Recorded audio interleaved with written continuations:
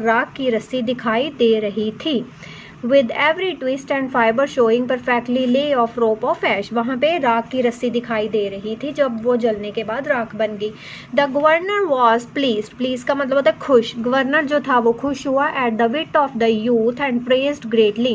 wit होता है बुद्धिमत्ता, youth मतलब जवान। उस जवान की जो काम उसने किया, रस्सी बना दी, उसके से वो खुश हुआ।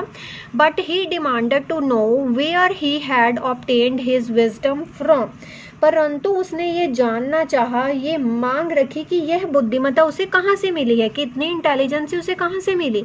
Alas alas cried the farmer, किसान चिल्लाया अरे मर गए। The truth must be told, सच्चाई तो बतानी पड़ेगी।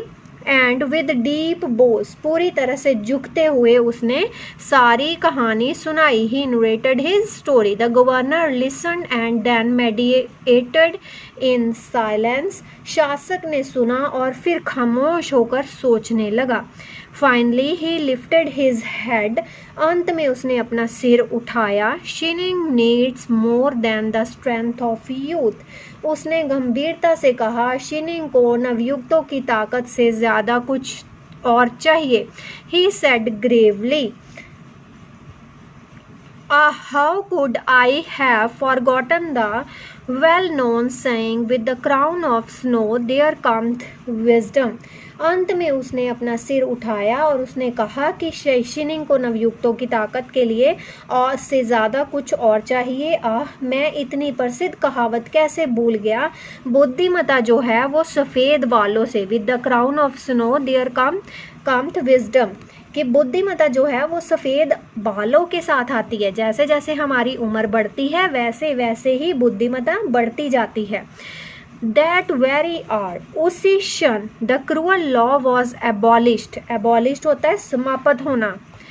As he realized that old age meant experience of life and not frailty. उसी समय जो गवर्नर था उसने जो कानून था, जो बुरा कानून बनाया था कि बूढ़े लोगों को मार देना चाहिए, वो उसने उसी समय समाप्त कर दिया।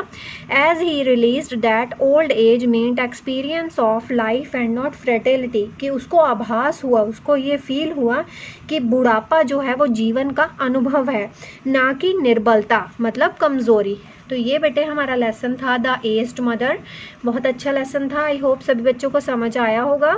अब हम इसकी एक्टिविटीज़ करेंगे, क्वेश्चन आंसर करेंगे और वर्ड मीनिंग करेंगे। आपने इस लेसन को ध्यान से समझना है। अगर किसी बच्चे को कोई डाउट है तो वो बच्चा पूछ